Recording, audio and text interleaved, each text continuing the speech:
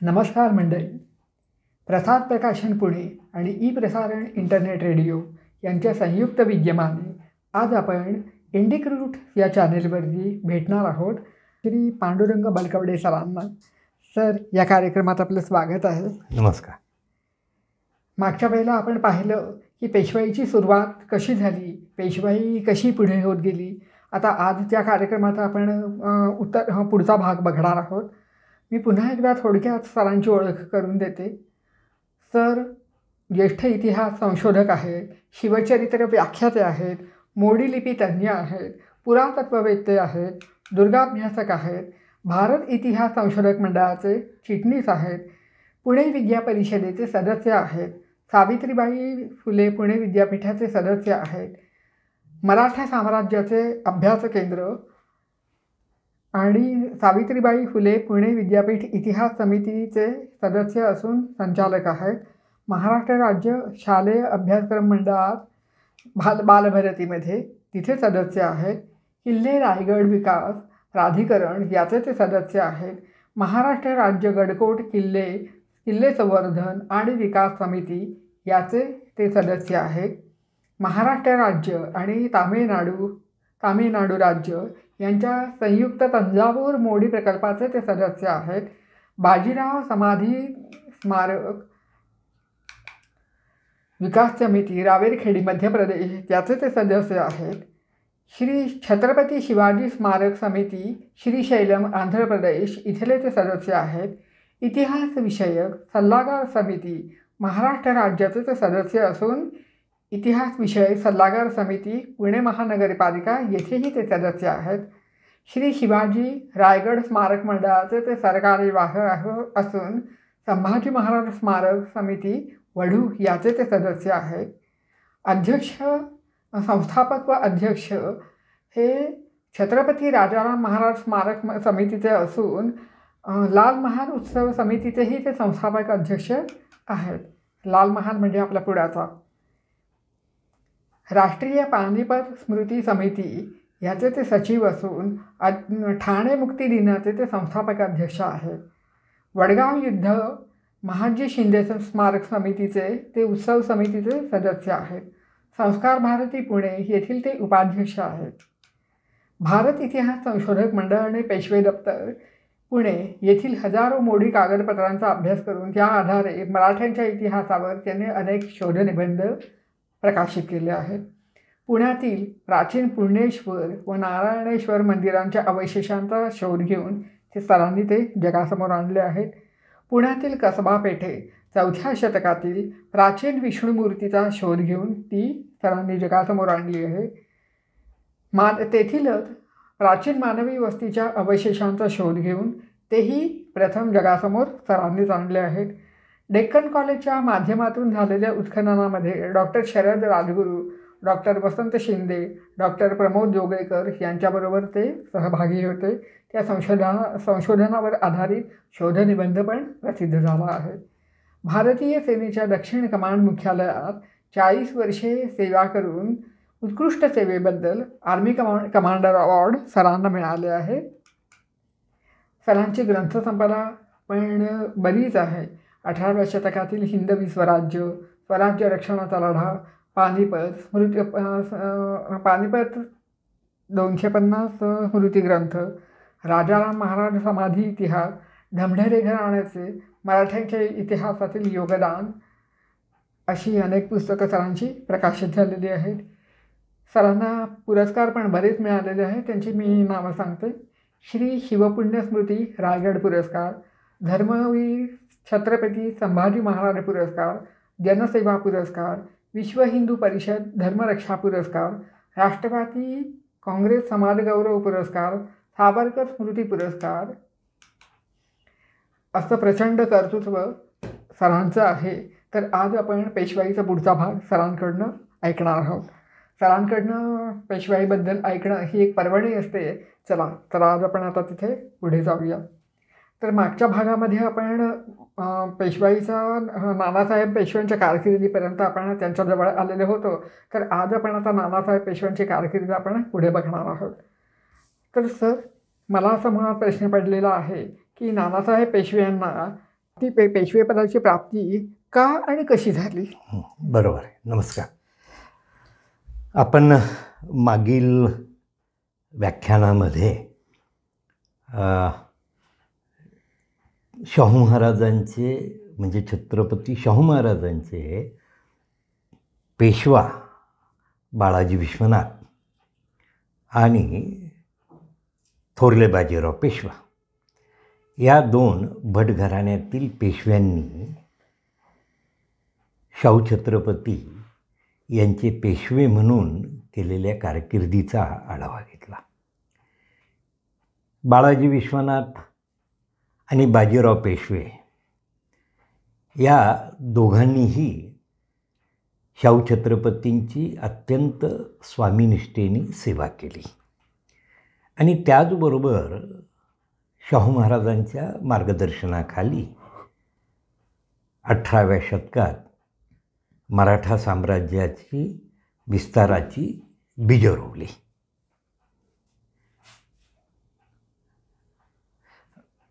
बाजीराव आणि बाळाजी विश्वनाथ आपल्याला त्या दोघांच्याही एकूण कारकिर्दीचा मी आढावा घेतलेला आहे. बाजीरावांचं निधन 28 एप्रिल 1740 या दिवशी फक्त वयाच्या 40व्या वर्षी झालं. बाजीरावांचं निधन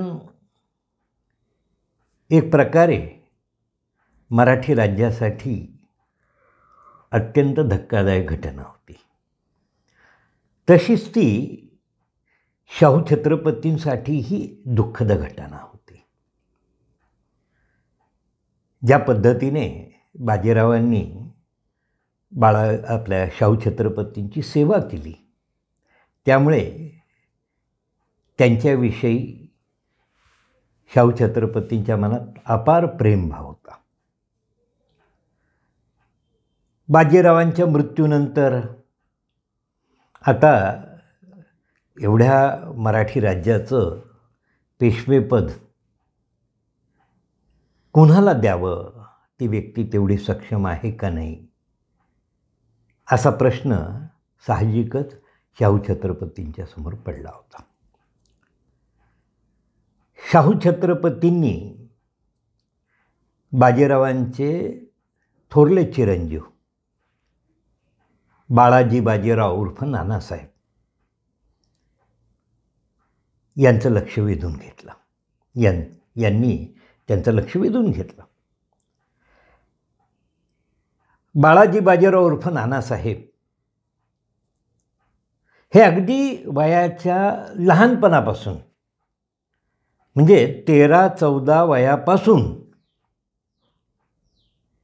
साताऱ्यामध्ये शाहू छत्रपतींच्या सान्निध्यात होते. आपला मुलगा नानासाहेब याला राज्यकारभाराचे धडे मिळावेत म्हणून बाजीरावांनी आपले धाकटे बंधू चिमाजी अप्पा पेशवे या चिमाजी अप्पा हे बाजीरावांच्या वतीने साताऱ्यामध्ये म्हणजेच राजधानीमध्ये शाहू महाराजांच्या जवळ पेशव्यांचे कारभारी म्हणून चिमाजी अप्पा कारभार मुतालिक म्हणून आणि त्याच वेळेस आपले काका चिमाजी अप्पा की जे साताऱ्यामध्ये शाहू छत्रपतींच्या जवळ मुतालिक कारभारी म्हणून पेशवेच्या वतीने तिथं मुक्काम करून आहेत, ते त्यांच्याकडं आहेत. त्यांच्याबरोबर बाजीरावांनी नानासाहेबांना ठेवलेलं आहे. अगदी लहान वयापासून 13-14व्या वयापासून नानासाहेब आपले चुलते चिमाजी अप्पा आणि कधी आपले वडील बाजीराव यांच्याबरोबर छत्रपती शाहू महाराजांच्या दरबारात जात होते. तिथं कशा पद्धतीने कारभार चालतो, त्या अष्टप्रधानांची राजनीती कशी आहे याविषयीचे त्यांना उत्तम प्रकारचे धडे मिळालेले होते. आणि त्यामुळे अगदी लहान वयापासून शाहू महाराज आणि नानासाहेबांचा एक प्रकारे संबंध आलेला होता. बरोबर. आणि त्यांची हुशारी, मुत्सद्दीगिरी, त्यांचा शहाणपणा हा शाहू महाराजांच्या नजरेस आलेला होता. आणि म्हणूनच जसं शाहू महाराजांनी 20 वर्षाच्या बाजीरावांवर पेशवेपदाची धुरा देऊन आपला विश्वास व्यक्त केला आणि तो बाजीरावांनी सार्थ करून दाखवला, तसंच शाहू महाराजांनी थोरल्या बाजीरावांच्या मृत्यूनंतर त्यांचा थोरला पुत्र नानासाहेब उर्फ बाळाजी बाजीराव याला अगदी वयाच्या 18-19व्याच वर्षी त्यांनी पेशवेपदाची धुरा देऊन त्यांच्यावरही एक विश्वास दाखवलेला दिसून येतो. म्हणजे यामध्ये मला शाहू महाराजांचं कौतुक करावंसं वाटतं की त्यांना व्यक्तीची पारख किती अचूक होते हे आपल्याला दिसून येतो. अगदी खरं. आणि अशा पद्धतीने आपल्या वडिलांच्या मृत्यूनंतर बाळाजी बाजीराव हे पेशवा झाले. बाळाजी बाजीरावांचा जन्म 12 डिसेंबर 1721 आणि 19व्या वर्षी नानासाहेबांना पेशवेपदाची प्राप्ती झाली, म्हणजे वडिलांपेक्षाही 1 वर्ष अगोदरच. आणि मग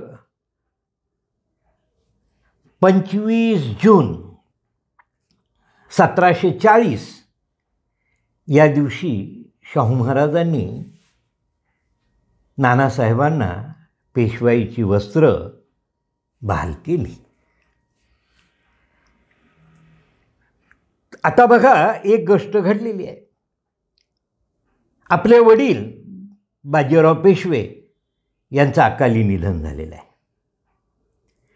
आणि आपण ज्यांच्याबरोबर जास्त काळ राहिलो, ज्यांच्याबरोबर अनेक लष्करी मोहिमांमध्ये भाग घेतलो असे चिमाजी आप्पा, त्यांचे काका, दुर्दैवाने त्यांचंही निधन अगदी 4 महिन्यात, म्हणजे 17 डिसेंबर 1740 या दिवशी पुण्यामध्ये झालेला आहे.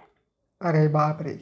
हा नानासाहेबांच्या जीवनात फार मोठा धक्का होता. आपले वडील आणि आपले काका चिमाजी आप्पा या दोघांचंही निधन झालेलं आहे. नानासाहेब आणि चिमाजी आप्पा यांचं मी मागाशी सांगितलं एक अतूट नातं आहे की त्यांचा बराच कालखंड चिमाजी आप्पा बरोबर झालेला आहे. अनेक लष्करी मोहिमांमध्येही त्यांनी भाग घेतलेला आहे त्यांच्याबरोबर. असं समोर एक मोठं आव्हान आहे आणि ते आव्हान मात्र नानासाहेबांनी पेललं आहे की त्यांचं छत्र गेलेलं आहे, वडील आणि काका. आता बघा, त्यांच्यासमोर किती मोठं आव्हान आहे. तर बाजीरावांच्या, चिमाजी आप्पांच्या निधनामुळे मराठ्यांचे सर्व शत्रू यांना एकदम उत्साह प्राप्त झाला आणि त्यांनी चौफेर मराठ्यांच्या विरुद्ध उठाव करायला सुरुवात केली. बापरे. मग तो निजामुल मुल्क असेल आणि बाजीरावांनी माळव्यामध्ये जो मराठी राज्याचा पाया घातला होता, आपली सत्ता तिथं निर्माण केली होती, तसंच बुंदेलखंडामध्ये देखील बाजीरावांनी छत्रसालाच्या रक्षणाच्या निमित्ताने मोहम्मद खान बंगशाचा पराभव केला आणि म्हणून छत्रसाल बुंदेलांनी बाजीरावांना आपला 5वा पुत्र मानून बुंदेलखंडामध्ये बुंदेलखंडाच्या 5व्या भागाचा हिस्सा बक्षीस दिला होता. म्हणजे बाजीरावांनी माळवा आणि बुंदेलखंडामध्ये राज्य निर्माण केलं होतं. बरोबर आहे, अगदी बरोबर. पण बाजीरावांच्या मृत्यूची बातमी ऐकल्याबरोबर माळव्यामधले जे स्थानिक संस्थानिक होते त्यांनी उठाव केला. अरे बापरे. बुंदेलखंडांमधल्या तिथल्या स्थानिक संस्थानिकांनी उठाव केला आणि मराठ्यांची जी सत्ता नुकतीच प्रस्थापित झालेली होती ती दूर करून दिली. आणि नानासाहेबांच्या समोर एक मोठं आव्हान होतं की पुन्हा एकदा माळवा बुंदेलखंडामध्ये उत्तर हिंदुस्थानात मराठी राज्याची पुनर्स्थापना करणे. बरोबर आहे. हे जसं उत्तर हिंदुस्थानात घडलं तसंच दक्षिण हिंदुस्थानातही घडलेलं आहे.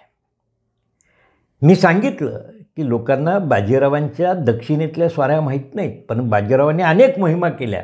2 मोठ्या मोहिमा बाजीरावांनी कर्नाटकामध्ये दक्षिण भारतात केल्या होत्या आणि तिथं मराठी राज्य प्रस्थापित केलं होतं. बाजीरावांच्या मृत्यूच्या वार्तेनंतर त्या कर्नाटकामधील म्हणजे आत्ताचा कर्नाटक, तामिळनाडू आणि काही आंध्र प्रदेशचा भाग या भागातल्या स्थानिक संस्थानिकांनी, पाळेगारांनी उठाव केला आणि पुन्हा मराठ्यांची सत्ता धुडकावून लावली. त्याचबरोबर दक्षिण भारतामध्ये मुघल साम्राज्याचे 5 नवाब होते. हे नवाब कुठले? सावनूर, अर्काट, कर्नूल, शिरा, कडप्पा हे मुघलांचे दक्षिण भारतातले 5 सुभेदार ज्यांना नवाब म्हटलं जातं. त्यांनीही उठाव करून मराठ्यांची सत्ता उलथवून टाकण्याचा प्रयत्न सुरू केला. आणि त्याचबरोबर तिथले जे हिंदू संस्थानिक होते, श्रीरंगपट्टण की जिथं नुकतंच हैदर अलीने आपलं राज्य निर्माण केलं होतं, सुरू केलं होतं, बिदनूर, सोंधे इथले जे काही हिंदू संस्थानिक होते त्यांनीही मराठ्यांचं आधिपत्य मान्य करायला तयार नव्हते. असं एकाच वेळेस उत्तर हिंदुस्थान आणि दक्षिण हिंदुस्थान ज्यामध्ये बाजीरावांच्या नेतृत्वाखाली मराठ्यांनी जी नवी सत्ता प्रस्थापित केली होती तिच्यावर मोठं संकट आलेलं होतं. आणि हा 19 वर्षाचा युवक पुन्हा ही सत्ता प्रस्थापित मराठी राज्याची उत्तर आणि दक्षिणेत सत्ता प्रस्थापित करण्याच्या ध्येयाला लागलेला आहे. आणि मग नानासाहेब पेशवे पहिल्यांदा ते उत्तर हिंदुस्थानाकडे निघाले. नानासाहेबांनी उत्तर हिंदुस्थानामध्ये एकूण 4 स्वाऱ्या केल्या. आपल्याला साधारणपणाने नानासाहेब पेशवे हे शनिवार वाड्यात बसून संपूर्ण हिंदुस्थानातील मराठी राज्याचा कारभार पाहणारे आणि आपले 2 भाऊ धाकटा भाऊ रघुनाथराव आणि आपला चुलत भाऊ सदाशिवराव भाऊ या 2 भावांच्या सहाय्याने भारतभर मोहिमा आखणारे नानासाहेब माहिती आहेत. परंतु ह्याच नानासाहेबांनी हे 2 भाऊ लहान असताना स्वतः उत्तर आणि दक्षिण भारतात अनेक मोहिमा केलेल्या आहेत. सामान्य लोकांना हे माहिती नाही, अभ्यासकांनाही माहीत नाही. आणि म्हणून हा इतिहास समजून घेणं फार महत्त्वाचं आहे. पण मग आता या त्यांची जी उत्तरेकडे ज्या मोहिमा झाल्या तर त्यांच्याबद्दल आपण काय सांगाल? बरोबर. आता बघा, नानासाहेबाची पहिली उत्तर हिंदुस्थानातली मोहीम माळव्यावरची आहे. 1740च्या 23 नोव्हेंबरला नानासाहेब या मोहिमेसाठी पुण्यातून निघाले. साधारणपणाने 7 जुलै 1741पर्यंत ही मोहीम चालली. म्हणजे साधारणपणाने 1.25 वर्ष ही मोहीम चाललेली आपल्याला दिसून येतं. आणि यामध्ये नानासाहेबांनी माळव्यामध्ये प्रवेश केला. धारचं ठाणं पुन्हा जिंकून घेतलं, धार. आणि त्याचबरोबर त्यांनी त्यावेळेस माळव्यामध्ये जे काही संस्थानिक म्हणजे नर्मदेच्या काठावर अगोदर म्हणजे ज्याच्याकडं नर्मदेच्या उत्तरेकडं आणि नर्मदेपासून लागून असलेला जो पहिला भाग होता तो तो पहिल्यांदा त्याच्यावर नियंत्रण, तिथल्या सर्व स्थानिक संस्थानिकांनी जे मराठ्यांविरुद्ध उठाव केले होते ते मोडून काढले. आणि मग नानासाहेबांनी तिथं एक गोष्ट केली की बाबा आता आपल्याला इथं कायमस्वरूपी बस्तान बसवावं लागेल. बरोबर. आणि म्हणून त्यांनी शिंदे, होळकर आणि पवार यांची स्थापना तिथे केली. शिंद्यांना त्यांनी उज्जैनमध्ये, होळकरांना त्यांनी इंदोरमध्ये, आणि धार आणि देवास ह्या 2 पवार घराण्यातल्या शाखा, उदाजी पवार आणि त्यांचे बंधू कृष्णाजी, तर त्यांना धार आणि देवासमध्ये अशा पद्धतीने कायमस्वरूपी त्यांनी माळव्यामध्ये मराठी संस्थानिकांची स्थापना केली. ही फार मोठी गोष्ट आहे. आणि त्याचबरोबर ज्यावेळेस बाजीरावांचा माळव्यात संघर्ष चालू होता त्याच वेळेस बाजीरावांनी जो राजस्थानमध्ये सवाई जयसिंगाचा नातू आणि जो 18व्या शतकातील राजपुतांमधला एक महत्त्वाचा राजा होता की एक मुत्सद्दी, एक कर्तृत्ववान व्यक्ती की ज्यांनी दिल्ली दरबारामध्ये आपलं स्थान निर्माण केलं होतं. ज्यावेळेस बाजीराव पेशवे वारंवार दिल्लीच्या रोखाने धडका मारतायत, यामुळं दिल्ली दरबार भयभीत झालेला होता. आणि बादशाहला या बाजीरावाच्या दिल्लीकडच्या होणाऱ्या वाऱ्या आपल्याला थांबवायला पाहिजे असं वाटत होतं. म्हणून त्यांनी सवाई जयसिंहाला असं सुचवलं की तू बाजीरावाशी काहीतरी एक मराठ्यांशी तह कर. आणि मग सवाई जयसिंग आणि बाजीराव यांच्यामध्ये चर्चा झाली आणि सवाई जयसिंहांनी सांगितलं की तुम्ही आता ह्या दिल्लीकडच्या स्वाऱ्या थांबवा. मग बाजीरावांनी सांगितलं की त्यासाठी मला काहीतरी आम्हाला कायमस्वरूपी मिळालं पाहिजे. आम्ही नुकतंच माळवा आणि बुंदेलखंडामध्ये मी मराठी राज्य स्थापन केलेलं आहे, परंतु मुघलांच्या दृष्टीने त्यात आक्रमण आहे किंवा अतिक्रमण आहे. तर आमचं हे माळव्यातलं आणि बुंदेलखंडाचं जे मराठ्यांचं राज्य आहे मी निर्माण केलेलं, याला जर मुघल बादशाहाने मंजुरी दिली, मान्यता दिली आणि त्याविषयीच्या सनदा दिल्या, तर मग मला मात्र माळवा बुंदेलखंडाकडून मी दिल्लीकडं जास्त स्वाऱ्या करणार नाही अशी हमी दिली. पण मला त्याला सनदा द्या. बरोबर. आणि तशी हमी सवाई जयसिंहाने मिळवून देतो अशी बाजीरावांनी दिली होती. परंतु दुर्दैवाने बाजीरावांचं अकाली निधन झालं. त्याच्यामुळे हा सगळं हे आता यामुळे हे एक मोठी अशी परिस्थिती निर्माण झाली की इथल्या संस्थानिकांनी उठाव केला होता आणि मुघलांना ती एक प्रकारची संधी वाटायला लागली की माळवा बुंदेलखंडमधले स्थानिक संस्थानिकांनी जर मराठ्यांची सत्ता उलटवून टाकली तर पुन्हा तिथं मुघलांची सत्ता त्यांना आपलं मांडलिकत्व द्यायला भाग पाडता येईल. हे एक अतिशय कठीण आव्हान हे नानासाहेबांसमोर होतं. आणि म्हणून नानासाहेबांनी उत्तर हिंदुस्थानामध्ये ह्या 4 स्वाऱ्या केलेल्या आपल्याला पाहिलं होतं. आणि त्याप्रमाणे पहिली स्वारी झाली. आणि मग पुन्हा नानासाहेब पुण्याला आले. काही महिने कारभाराचं, कारण काय कसं असायचं की पेशवे असल्यामुळे त्यांना लष्करी मोहीम करायची आणि आपल्या राजधानीमध्ये पुण्यामध्ये शनिवारवाड्यात राहून प्रशासकीय काम, ज्याला पेशवेपदाची जी काही कारकीर्द असते, कामगिरी असते, ती करायची होती. बरोबर आहे. त्यामुळे वर्ष, 6 महिने, 8 महिने, वर्षभर, 1.25 वर्ष, 1.5 वर्षाची मोहीम करायची. पुन्हा आपल्या राजधानीकडं पुण्याकडे यायचं आणि इथले सगळे विषय मिटवायचे, ते विषयाचं कारभार सगळं लावून द्यायचा, पुन्हा दुसरी मोहीम करायची. असं त्यांनी आपलं जीवनचक्र ठेवलं होतं. आणि मग पुन्हा त्याप्रमाणे 1741च्या 7 जानेवारीला नानासाहेब पेशवे पुण्यातून पुन्हा बाहेर पडले आणि त्यांनी यासाठी निजाम हा मी मगाशी सांगितलं की मुघलांचा 18व्या शतकातील मुघल साम्राज्यातला सगळ्यात कर्तृत्ववान व्यक्ती म्हणजे निजामुल मुल्क. या निजामुल मुल्कनी बाजीरावांशी संघर्ष केला होता, परंतु बाजीरावांनी त्यांना पालखेड आणि भोपाळमध्ये त्याचबरोबर अनेक ठिकाणी त्यांना परास्त केलं. त्यामुळे निजामाने बाजीरावांशी मैत्रीचा तह केला.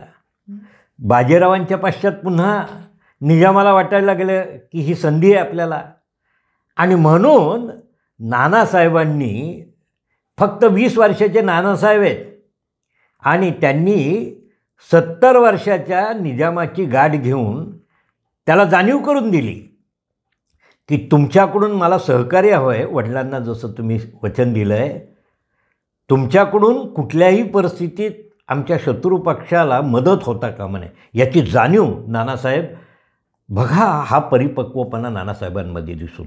एक 20 वर्षाचा मुलगा एका 60-70 वर्षाच्या एका संपूर्ण त्याचे आयुष्य कारकीर्द ही पराक्रम आणि मुत्सद्दीगिरी गेलीत की ज्याला भारतातला उत्तम मुत्सद्दी मानतायत, त्याच्याशी नानासाहेबांनी चर्चा करून त्यांनाही तुम्ही माझ्याशी मैत्री करणं भाग आहे अशी जाणीव करून दिली. आणि अशा पद्धतीने त्यांनी ही भेट फार महत्त्वाची होती. एदलाबादेमध्ये ही भेट झाली. नानासाहेब दुसरी स्वारी झाली आणि त्यांनी माळव्यातल्या जे मागच्या वेळेस माळव्याचा जो भाग आहे की नर्मदेला लागून असलेला पश्चिमेकडचा भाग, म्हणजे ज्याला दक्षिणेकडचा भाग, आणि थोडासा उत्तरेकडच्या भागात आपलं वर्चस्व निर्माण केलं होतं. आणि तिथं उज्जैन, इंदोर, देवास, धारमध्ये मराठी राज्याची सत्ता पुनर्प्रस्थापित केली होती. बरोबर. या स्वारीमध्ये त्यांनी बुंदेलखंडामध्ये केलं. झाशी वगैरे भागामध्ये बुंदेलखंडात आक्रमण करून जबलपूर, भोपाळ या भागामधले हे आक्रमणं दुसऱ्या स्वारीत झाले. आणि त्यानंतर नानासाहेबांनी तिसरी स्वारी जी सुरू केली, तर या तिसऱ्या स्वारीमध्ये त्यांनी भोपाळचा नवाब, तर तो खूप तिथं वर्चस्ववादी, तो मूळचा रोहिला अफगाण होता. स्वतःच्या कर्तृत्वाने तो तिथं आला आणि भोपाळमध्ये त्यांनी स्वतःचं राज्य मुघलांच्या अंकित निर्माण केलं होतं. आणि त्याला कुठेतरी त्याच्यावर आपल्याला वर्चस्व निर्माण करणं आवश्यक होतं, कारण भोपाळ हा केंद्रबिंदू होता माळव्याचा. आणि बाजीराव आणि निजामामध्ये याच भोपाळच्या किल्ल्यामध्ये संघर्ष झाला होता. तर त्या भोपाळच्या नवाबावर नानासाहेबांनी स्वारी केली आणि मग त्याच्यावर त्याला युद्ध करून त्याला शरण यायला भाग पडलं. आणि निम्म तो शरण आला, त्याने मराठ्यांचं आधिपत्य मान्य केलं आणि एकूण त्याचा निम्मा प्रदेश नानासाहेबांनी जिंकून घेतलेला, आपल्या ताब्यात घेतलेल्या मराठी राज्यात विलीन केला. म्हणजे जे काही भोपाळ संस्थान होतं भोपाळच्या नवाबाचं, त्याचं निम्म संस्थान नानासाहेबांनी जिंकून मराठी राज्याचा पाया तिथं घातलेला आहे.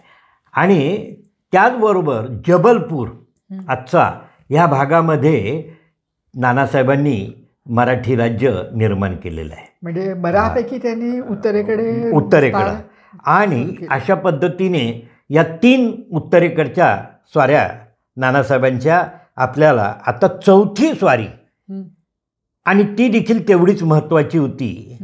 तिला नेवाईची स्वारी म्हणतात. ही स्वारी साधारणपणाने 1747मध्ये डिसेंबर महिन्यात निघालेली आहे. ही राजस्थानासाठी नानासाहेबांनी केलेली आहे. म्हणजे आता बघा, माळवा, बुंदेलखंड झालं आणि राजस्थान. मराठ्यांसाठी राजस्थान ही कायमची समस्या होती. अच्छा. मराठ्यांना चौथाई आणि सरदेशमुखीचा अधिकार मिळालेला होता, परंतु राजस्थानामधले जे संस्थानिक होते, जयपूर, जोधपूर, उदयपूर, कोटा आणि जाट राजे, हे इतके सहजतेने देत नव्हते. आणि बाजीरावाचं निधन ही त्यांना संधी वाटली. बरोबर. त्यामुळे राजपूत राजांकडं अनेक वर्षाची खंडणी, जवळजवळ 6-7 वर्षाची खंडणी राहिली होती. आणि दुर्दैव असं होतं की जयपूरमध्ये आणि जोधपूरमध्ये वारसा हक्काच्या लढाया सुरू झाल्या होत्या. सवाई जयसिंहाचं निधन झालं. आणि सवाई जयसिंहाच्या 2 मुलांमध्ये सावत्र मुलं, म्हणजे 2 मुलं की जे सावत्र भाऊ होते, रामसिंग आणि माधोसिंग, यांच्यामध्ये सत्ता संघर्ष, भाऊबंदकीचा वाद सुरू झाला होता. तसंच गोष्ट जोधपूरमध्ये झाली होती. तिथंही वडिलांच्या मृत्यूनंतर 2 भावांमध्ये वाद सुरू झाला होता. आता नानासाहेब हे एक प्रकारे पालक होते, कारण मराठ्यांना मुघलांच्या साम्राज्यामध्ये स्थिरता निर्माण करणं हे मराठ्यांचं कर्तव्य ठरलं होतं. एक प्रकारे मुघल साम्राज्याचे मराठी पालक झाले होते. बरोबर. त्यामुळे हिंदू राजपुतांमध्ये आपापसात वाद होऊ नये असं वाटणारे नानासाहेब होते. तर हा वाद मिटवला पाहिजे हिंदूंमधला, ह्या संस्थानिकांमधला, असं त्यांना वाटत होतं. म्हणून त्यांनी राजस्थानामध्ये स्वतः नानासाहेब गेले. आणि या दोन्ही संस्थानांमध्ये, जयपूर संस्थान आणि जोधपूर संस्थानामध्ये वारसा हक्काचे जे वाद उभे राहिले होते ते नानासाहेबांनी स्वतः सोडवले. ही नानासाहेबांची फार मोठी कामगिरी आहे. हो, प्रश्नच नाही. हां, आणि राजस्थानामध्ये स्थिर स्थावरता निर्माण केली, एक प्रकारची यादवी निर्माण झाली होती. हे सर्व संस्थानिक आपापसात भांडत होते. नानासाहेबांनी या सर्व राजस्थानामधल्या संस्थानिकांचे वाद मिटवले. म्हणजे ही किती खरंच मोठी गोष्ट आहे. हे नानासाहेबांचं उत्तरेतल्या ह्या कार्याचं महत्त्वाचं आहे, हिंदुस्थानच्यासाठी म्हणून महत्त्वाचं आहे. आणि त्याच वेळेस ह्या 47 साली नानासाहेब राजस्थानामध्ये होते आणि इकडं 47 साली दिल्लीमध्ये इराणचा शहा नादिर शहा याचं मुघल बादशाला अहमद शाहला एक फरमान आलं. आणि त्या फरमानामध्ये नादिर शहाने, आता नादिर शाह म्हणजे कोण तुम्हाला मी सांगितलं की 1739 मध्ये इराणचा शहा नादिर शहा याने अफगाणिस्तान जिंकून घेतलं आणि हिंदुस्थानवर आक्रमण केलं. त्यांनी दिल्ली जिंकून घेतली आणि दिल्ली जिंकल्यानंतर त्यांनी दिल्लीमध्ये प्रचंड अत्याचार, कत्तली केल्या. खरं तर तो जिहाद म्हणून आला होता, म्हणजे मी इस्लामच्या रक्षणासाठी भारतात येतो आहे, मी काफर मराठ्यांचा निपात करण्यासाठी हिंदुस्थानात येतो असं सांगत आलेल्या नादिर शहाने 1739 मध्ये दिल्ली जिंकून घेतल्यानंतर मात्र आपल्याच धर्माच्या भाऊबांधांवर, मुघलांवर आणि तिथल्या स्थानिक मुसलमानांवर केलेले अत्याचार हे जगजाहीर आहे. त्याचबरोबर त्यांनी धर्मस्थळांवर मथुरा, काशी, वृंदावन यावर हल्ले करून तिथं केलेला विध्वंस हाही माहिती आहे. असा नादिर शहा दिल्लीमध्ये थैमान घालतो म्हणून मुघल बादशहाने बाजीरावांना बोलून त्यांची मदत मागितली होती नादिर शहाच्या विरोधात. म्हणून तर बाजीराव उत्तरेकडे निघाले होते आणि बाजीरावांच्या उत्तरेकडच्या आगमनाने नादिर शहा ही मोहीम सोडून मायदेशी निघून गेला होता.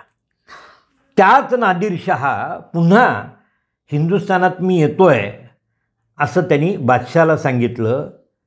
आणि त्यामध्ये त्यांनी सांगितलं की मी आता हिंदुस्थानात येणार आहे, मी तुला बादशाला की तुम्ही त्या दक्षिण भारतातल्या काफर मराठ्यांना तुम्ही काबू करा, नियंत्रणात त्यांचा विनाश करा असं सांगितलं होतं, पण तुमच्याकडून काही जमलेलं नाही. म्हणून मी पुन्हा हिंदुस्थानात दुसऱ्यांदा मोहीम काढून येतो असं नादिर शहाने फरमान दिलं.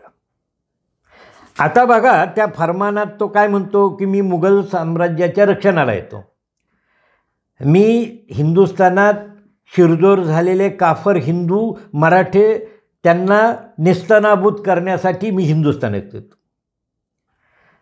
पण दिल्ली दरबारात हे फरमान पोचल्यानंतर जेव्हा ह्या बादशाने आणि त्याच्या कारभाऱ्यांनी या फरमानावर चर्चा सुरू केल्यानंतर त्यांच्या लक्षात असं आलं की हा नादिरशाह मागच्या वेळेस असाच आला होता, इस्लामच्या रक्षणासाठी आला, परंतु दिल्लीत आल्यानंतर त्यांनी जे केलेले अत्याचार आणि अन्याय बघितल्यानंतर पुन्हा तो तसंच करणार नाही हे कशावरून.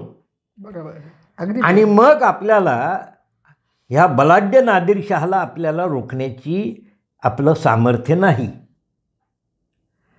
काय करावं हा प्रश्न मुघल बादशाहाच्या समोर पडलेला आहे आणि तो अस्वस्थ झालेला आहे. आणि त्या अस्वस्थतेतून त्याने असा निर्णय घेतला की जर यदा कदाचित नादिरशाह आला तर आपल्या मदतीला मराठी आले पाहिजे.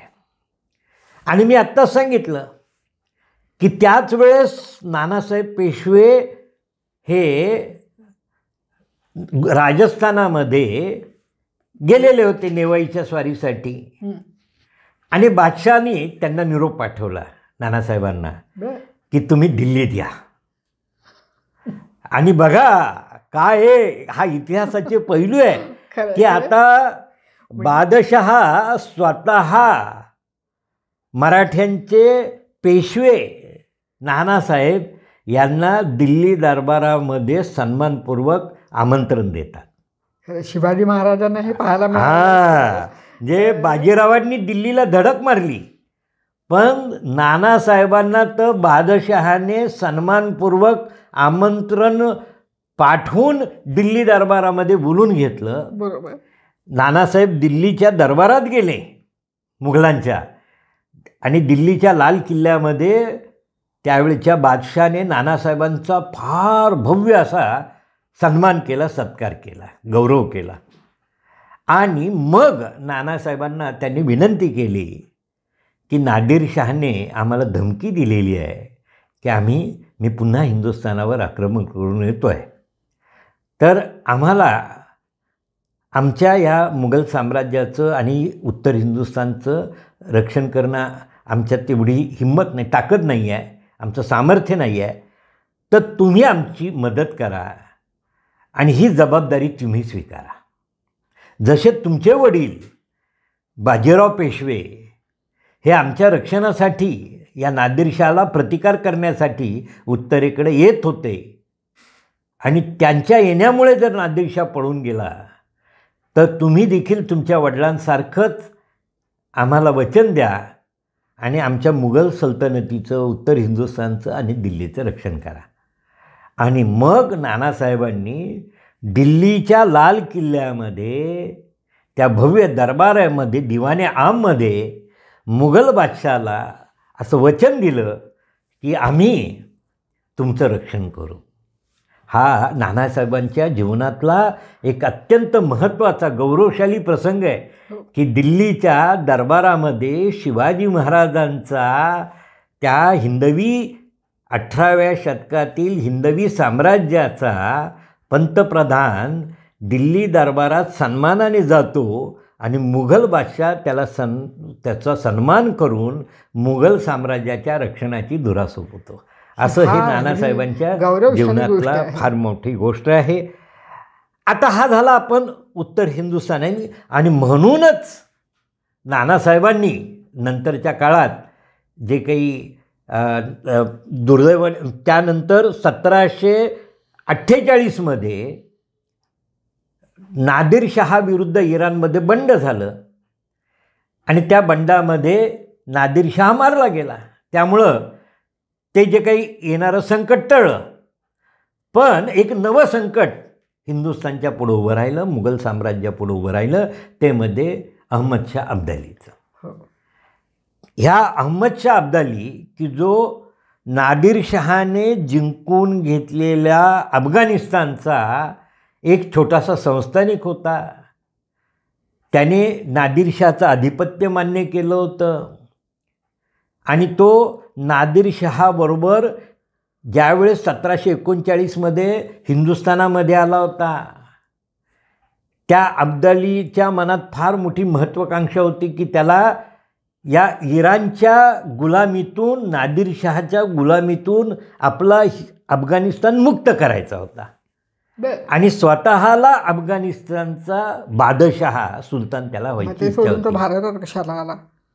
आता तो अब्दाली ज्यावेळेस 1747-48मध्ये नादिरशाह विरुद्ध खून झाल्या, नादिरशाहचा उठाव होऊन खून झाला नादिरशाहचा, ही संधी अब्दालीला वाटली आणि अब्दालीने इराणच्या शहाविरुद्ध, त्याच्या आधिपत्याविरुद्ध अफगाणिस्तानमध्ये उठाव केला आणि संपूर्ण अफगाणिस्तान जिंकून घेतला आणि स्वतःला अफगाणिस्तानचा बादशहा सुलतान जाहीर केला. आणि आता त्या अब्दालीला वाटायला लागलं की जसा नादिरशाह हिंदुस्थानवर स्वारी करून हिंदुस्थानची लूट करतोय, तसं आपल्याला जर अपार संपत्ती मिळवायची असेल तर आपल्यालाही हिंदुस्थानवर आक्रमण करायला हवं आहे. आणि यातूनच लगेच 1748मध्ये अब्दालीने पहिली हिंदुस्थानावर स्वारी केली आणि या स्वारीच्या वेळेस तो फक्त सरहिंदपर्यंत आला आणि छोटीशी चकमक झाल्यानंतर त्याला आत्मविश्वास नव्हता, तो परत माघारी फिरला. त्यामुळे त्या स्वारीला मुकाबला करण्यासाठी, अब्दालीच्या विरोधात जाण्यासाठी मराठ्यांना जाण्याची आवश्यकताच पडली नाही, कारण की तो गेला. म्हणजे नानासाहेबांनी जे वचन दिलं होतं की आम्ही उत्तरेकडे येऊ आणि अब्दाली किंवा नादिरशहाने हे जे काही अफगाणामधून येणाऱ्या परकीयांशी संघर्ष करून मुघल साम्राज्याने हिंदुस्थानचं जे रक्षण करू असं वचन दिलं होतं, तर त्याचीच पूर्तता पुढच्या काळात अब्दाली विरुद्ध जो काही मराठ्यांचा संघर्ष झाला त्यामध्ये आपल्याला पाहायला मिळेल.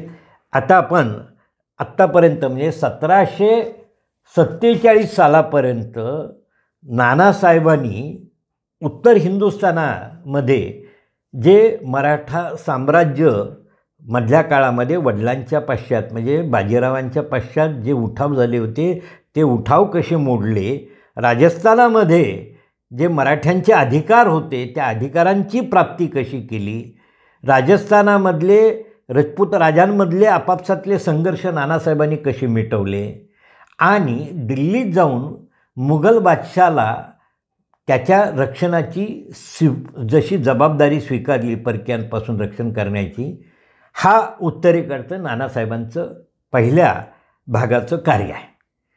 आता मी मगाशी सांगितलं की नानासाहेबांनी जसं उत्तर हिंदुस्थानात 4 स्वाऱ्या केल्या, तशाच नानासाहेबांनी दक्षिण भारतामध्ये अनेक स्वाऱ्या केल्या. त्या स्वाऱ्यांचा इतिहास समजून घेण्याचा प्रयत्न करू. बरोबर. म्हणजे आता आपण नंतर भारतातल्या सगळ्या स्वाऱ्या बघितल्या आणि आता आपण दक्षिण भारताकडे वळणार आहोत. आणि दक्षिणेकडेही नानासाहेबांनी पुष्कळ कार्य केलेलं आहे आणि तेही उत्तरे इतकंच महत्त्वाचं आहे. अगदी खरं आहे. तर आता त्याबद्दल आम्हाला सांगा. हो हो हो. तुम्हाला आश्चर्य वाटेल की काय झालं की ज्यावेळेस आपल्याला माहिती की शिवाजी महाराजांनी दक्षिण दिग्विजय वेळेस दक्षिणेत मोठं राज्य निर्माण केलं. त्या राज्याचा छत्रपती राजाराम महाराजांना फायदा झाला आणि 1698मध्ये राजाराम महाराज पुन्हा स्वराज्यात आले. राजाराम महाराज स्वराज्यात आल्यानंतर राजारामांच्या पश्चात संपूर्ण दक्षिणेतलं जे राज्य होतं ते मुघलांनी जिंकून घेतलं बहुतांश.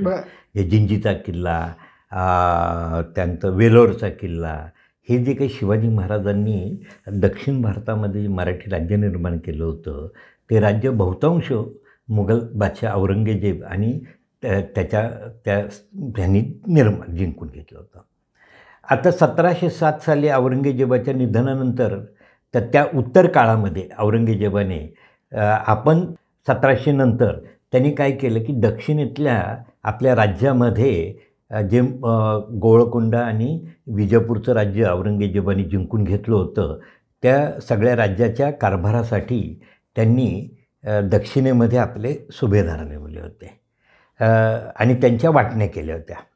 तर मुघलांच्या दक्षिणेत एकूण 5 सुभेदार आपल्याला झालेले दिसतात. त्यांचे 5 प्रकारचे. एक होतं अर्काट, त्यांनी भाग केले होते. अर्काटचं राज्य म्हणजे अर्काटचा सुभा, तो अर्काटला एक नबाब होता. कडप्प्याला एक सुभा निर्माण केला होता. कर्नूलला एक सुभा निर्माण केला होता. आणि शिऱ्याला एक सुभा निर्माण केला होता. आणि सावनूरला तो एक शिरा निर्माण केलेला होता. त्यांचं सावनूर, अर्काट, शिरा, कर्नूल, कडप्पा असे एकूण 5 मुघलांचे दक्षिण भारतातले 5 सुभे होते. आणि तिथं त्यांनी नबाब नेमलेले होते. त्याचबरोबर श्रीरंगपट्टण, बिदनूर, सोंधे अशी छोटी छोटी हिंदूंची संस्थानं होती. बाजीरावांनी तिथं मी मगाशी सांगितलं की 2 मोहिमा करून त्यांनी बऱ्यापैकी या मुघलांच्या इतर राज्याला मराठ्यांचं आधिपत्य मान्य करायला बाजीरावांनी तिथं लावून त्यांच्याकडून चौथाई आणि सरदेशमुखीचा अधिकार त्यांनी बसवलेला होता. परंतु बाजीरावांच्या निधनानंतर मात्र या 5ही सुभेदारांनी आणि या छोट्या संस्थानिकांनी तिथं उठाव केलेले होते. त्याच वेळेस श्रीरंगपट्टणमध्ये जे विजयनगरचं साम्राज्याचं छोटा भाग राहिलेला होता, त्याच्या सेनापती, एक सामान्य शिपायापासून सेनापती होऊन तिथं हैदर अलीने स्वतः उठाव करून ते जे काही विजयनगरचं राहिलेलं साम्राज्य होतं ते गिळंकृत केलेलं होतं. आणि हैदर अली हे 5 नबाब आणि छोटे छोटे हिंदू संस्थानिक त्यांनी बाजीरावांच्या मृत्यूनंतर उठाव करायला सुरुवात केली होती. आणि मराठ्यांना जो चौथाई आणि सरदेशमुखीचा अधिकार प्राप्त झाला होता ते त्यांनी तो नाकारलेला होता. मी आत्ताच सांगितलं की माळवा बुंदेलखंडामध्ये नानासाहेबांनी राजस्थानामध्ये स्वाऱ्या करून तिथं मराठी राज्याची पुनर्स्थापना केली. आणि तसंच आव्हान त्यांनी घेऊन त्यांनी कर्नाटकामध्ये अनेक स्वाऱ्या केल्या. नानासाहेबांनी पहिल्यांदा कर्नाटकात जो हस्तक्षेप केलेला दिसतो तो 1747 साली. त्यावेळेस स्वतःच नानासाहेब हा नेवाईच्या म्हणजे राजस्थानच्या स्वारीमध्ये होता. आणि त्या स्वारीमध्ये ज्यावेळेस तिथं अडकलेले असताना दक्षिणेत झालेले उठाव ते मोडून ताबडतोब काढणं आवश्यक होतं. म्हणून नानासाहेबांनी आपला धाकटा भाऊ म्हणजे चुलत भाऊ सदाशिवराव भाऊ, फत्तेसिंगराव भोसले हे एक मराठा, रोघोजी भोसले की ज्यांनी पुढं नागपूरमध्ये फार मोठं राज्य केलेलं होतं, आणि बाबूजी नाईक बारामतीकर, अशा 4 प्रमुख सरदारांच्या बरोबर त्यांनी मोठं सैन्य पाठवून त्यांनी तिकडं 1747मध्ये पहिली कर्नाटक मोहीम आखली. पण त्या मोहिमेमध्ये ते स्वतः नव्हते, पण त्यांनी या 4 प्रमुख आपल्या सरदारांना पाठवलं. आणि त्यावेळेस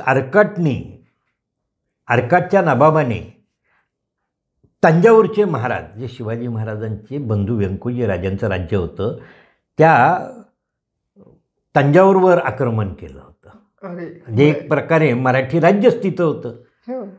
आणि त्रिचनापल्ली म्हणून त्रिचनापल्लीला जो नायक होता त्याच्यावर आक्रमण करून त्रिचनापल्लीचा किल्ला जिंकून घेतला होता अर्काटवाल्याने. ही बातमी नानासाहेबांना उत्तरेकडे समजल्यानंतर त्यांनी ह्या चौघांना पाठवलं होतं.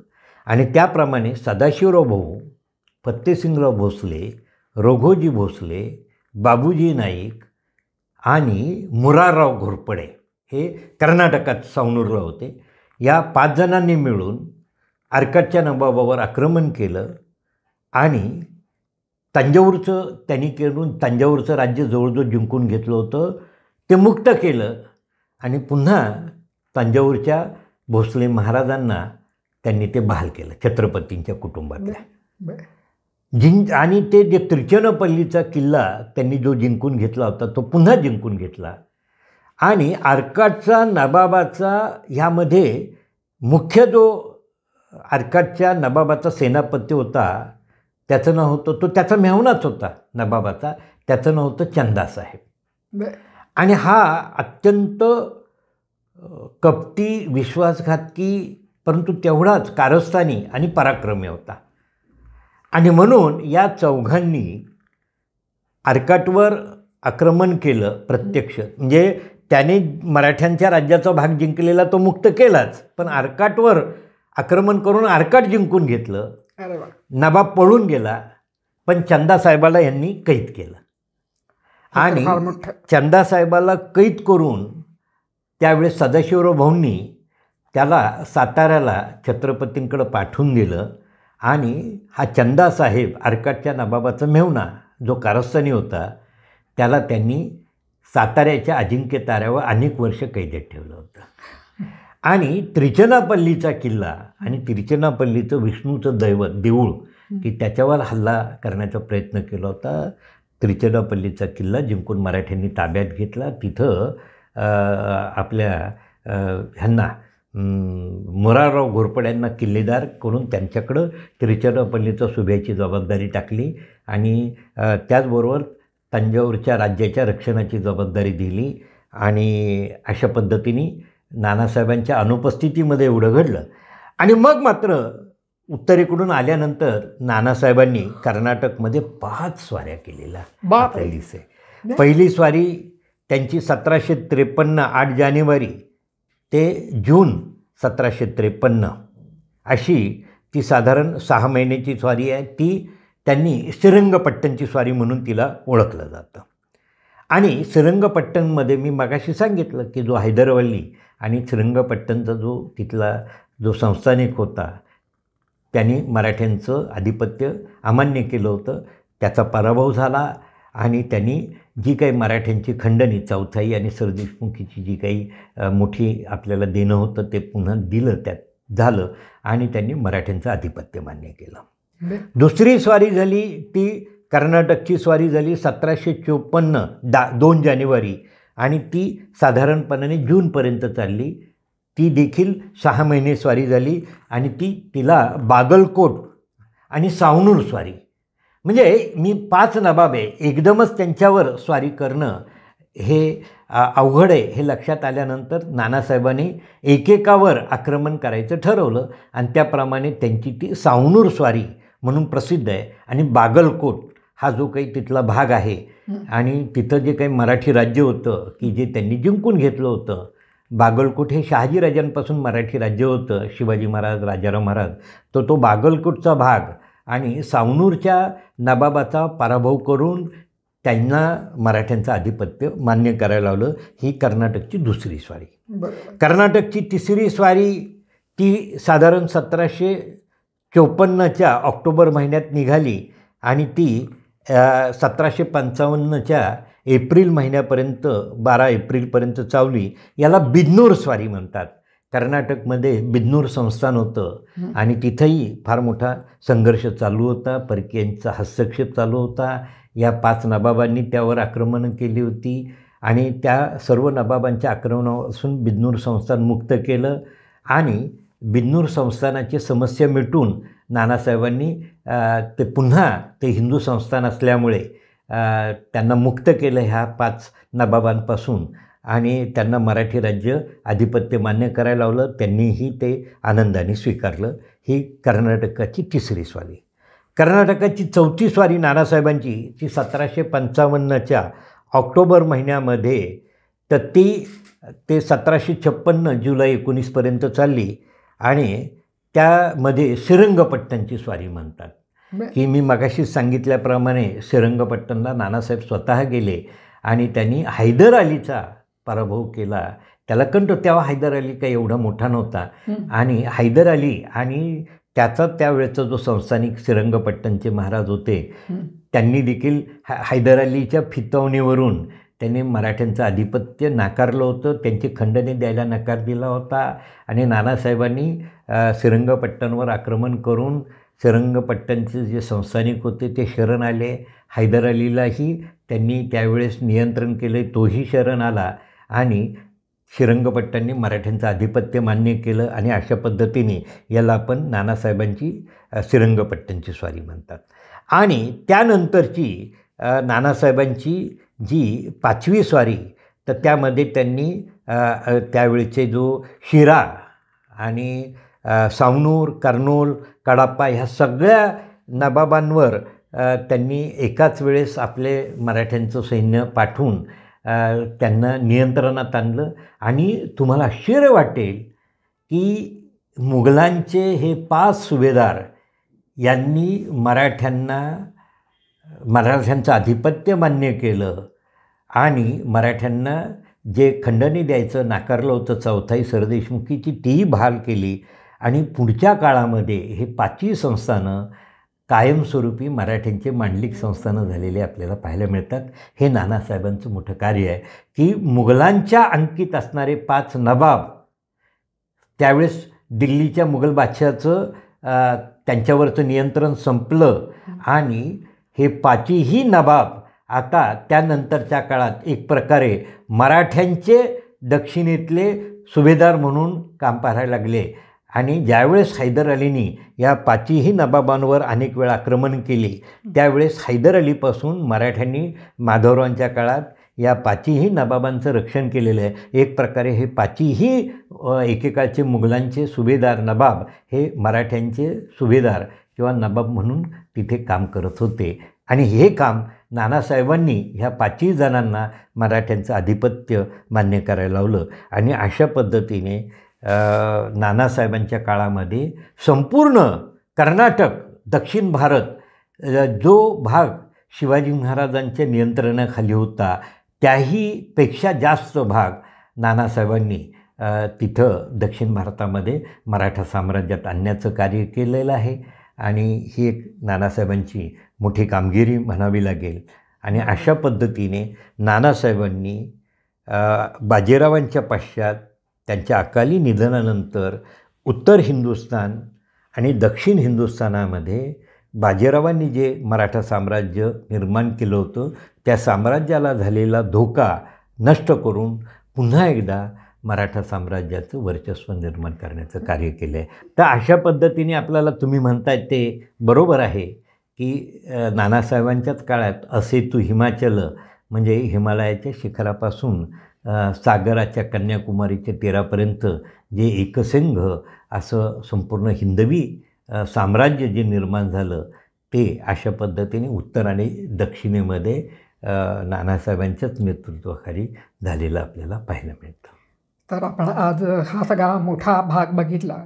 आता पुढच्या वेळेला आपण नानासाहेबांचा प्रशासकीय भाग आणि पेशवाईचा पुढचा नानासाहेबांचं भाग, धार्मिक कार्य आणि आपण अब्दाली विरुद्ध उत्तरेकडून येणाऱ्या आक्रमणाविरुद्ध जो काही मराठ्यांचा संघर्ष झाला नानासाहेबांच्या काळात, सदाशिवराव भाऊंच्या स्वाऱ्या आणि नानासाहेबांनी निजामाविरुद्ध केलेला संघर्ष, तो देखील आपण समजून पुढच्या भागामध्ये बघूया.